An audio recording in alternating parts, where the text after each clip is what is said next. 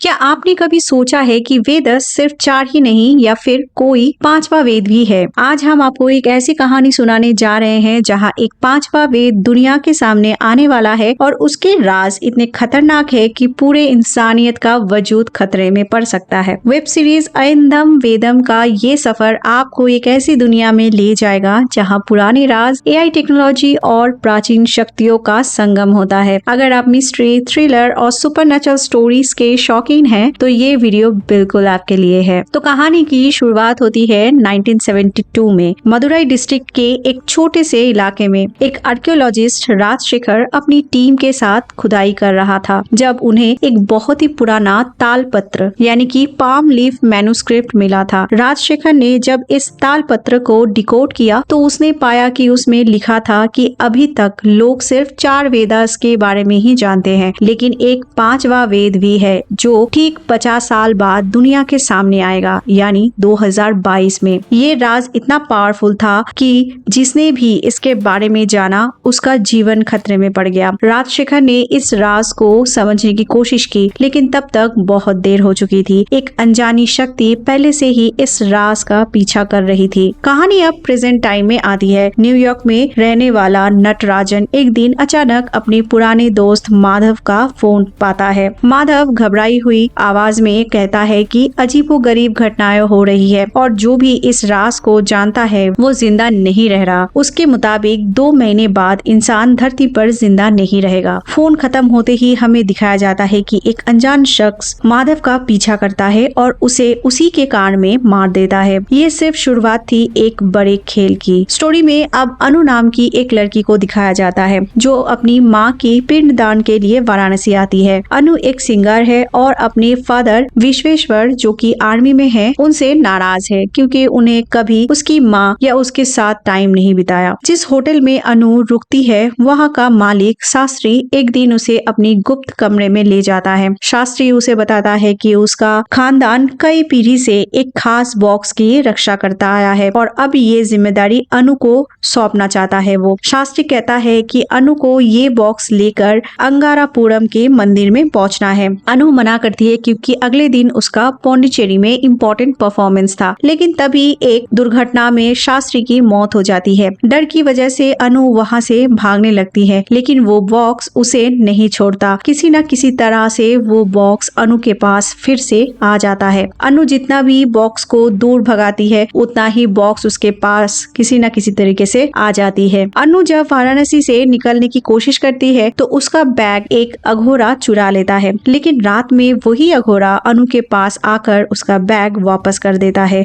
और कहता है कि उसका फर्ज है कि वो अंगारापुरम जाए। इस कहानी में 4 बौने भी दिखाए जाते हैं जो अनु का पीछा करते हैं। ये 4 बौने शुरुआत से ही बहुत ही रहस्यमय तरीके से बर्ताव करते हैं। बाद में पता चलता है कि ये 4 बौने चिरंजीवी है, अमर है, जो उस 5वें वेद का रक्षा करने के लिए ही है। अनु के होटल के बगल में मित्रन नाम का एक आदमी रुकता है जिसके फोन में राधिका नाम की एक AI है। ये AI मित्रन के सारे काम करती है, यहाँ तक कि लड़कियां भी बुक कर देती है। मित्रन और अनु की मुलाकात होती है और जब राधिका को पता चलता है कि अनु पौंडीचेरी जा रही है तो वो मित्रन को भी वहाँ जाने की सलाह देती है। दोनों एक टैक्सी में सफर शुरू करते हैं, लेकिन रास्ते में अजीब अजीब घटनाएं शुरू होती है। एक बार जब कुछ लड़के अनु के साथ बदतमीजी करते हैं तो गुस्से में अनु कहती है कि वो चाहती है कि ये सारे मर जाए और अजीब तरीके से कुछ देर बाद ही उनकी कार का एक्सीडेंट हो जाता है और सब वहीं पे मर जाते हैं, जैसे अनु के शब्द सच हो गए हो। उधर अंगारापुरम के मंदिर में रुद्रपति नाम का सीनियर पंडित सभी पंडितों को बताता है कि शिव जी ने ब्रह्मदेव का 5वां सिर काट दिया था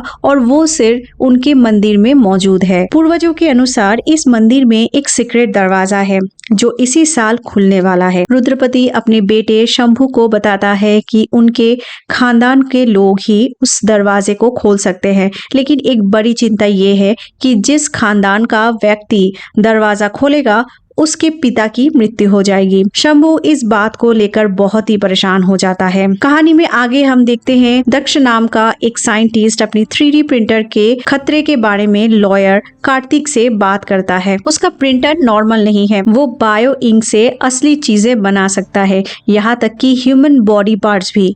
इसी वजह से इंटरनेशनल मीट एक्सपोर्टर्स उसे धमकी दे रहे हैं। लेकिन दक्ष को कोई अनजान शख्स मार डालता है और उसके कंप्यूटर की सारी फाइल्स डिलीट हो जाती है। उसका 3D प्रिंटर भी गायब हो जाता है। बाद में पता चलता है कि प्रिंटर डैनी नाम का एक आदमी के पास है जो किसी AI के इशारों पर काम कर रहा है। उधर पति नाम का एक डॉक्यूमेंट्री फिल्म मेकर अपनी बेटे विकास के साथ एक तालपत्र पर रिसर्च कर रहा होता है।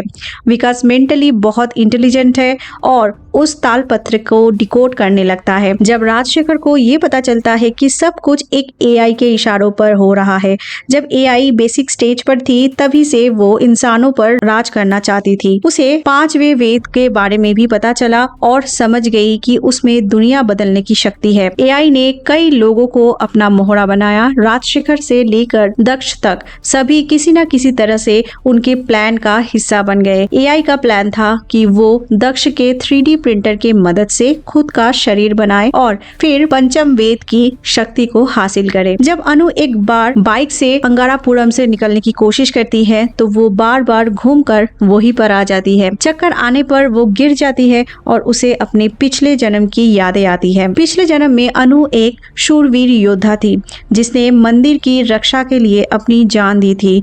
उसी लड़ाई में उसकी मृत्यु हो गई थी और गांव वाले मंदिर के सीक्रेट दरवाजे को बंद कर दिए थे।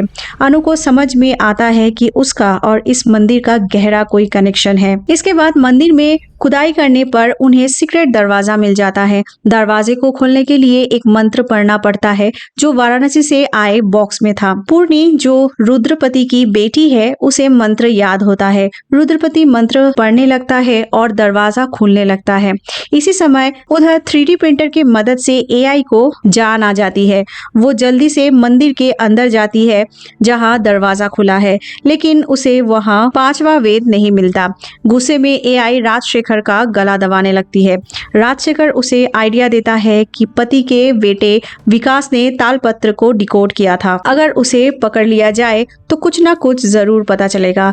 AI विकास की तरफ बढ़ने लगती है और यहीं पर सीजन 1 खत्म हो जाता है। आयंदम वेदम सिर्फ एक थ्रिलर ही नहीं, ये बहुत सारे डीप कंसेप्ट्स को एक्सप्लोर करती है। एक तो AI कैसे इंसानियत को कंट्रोल करना चाहती है, दूसरा 5वां वेद का राज और मॉडर्न दुनिया का टकराव, और तीसरा है अनु का पिछला जन्म और उसी से जुड़ा होना। और इसी से ये सवाल भी आता है कि सीजन 2 में इन सवालों का जवाब मिलने की हमें उम्मीद है। क्या AI विकास को पकड़ पाएगी और 5वें वेद में आखिर है क्या? अनु की असली माँ कौन है और उसका इन सब से क्या कनेक्शन है? और स्पेशली 4 बॉनों का असली उद्देश्य क्या है? ये कहानी हमें दिखाती है कि टेक्नोलॉजी और प्राचीन ज्ञान का संगम कितना खतरनाक हो सकता है। अगर गलत हाथों में ये ज्ञान पड़ जाए तो पूरी इंसानियत खतरे में पड़ सकती है। अगर आपने अभी तक ये सीरीज नहीं देखी है तो जरूर देखिए, और अगर आपको ये एक्सप्लेनेशन पसंद आई तो हमारे चैनल पर और भी बहुत सारी वेब सीरीज और मूवीज की एक्सप्लेनेशन है, और इसके लिए सब्सक्राइब जरूर करें हमारे चैनल को। अगले वीडियो में मिलते हैं एक और जबरदस्त स्टोरी एक्सप्लेनेशन के साथ।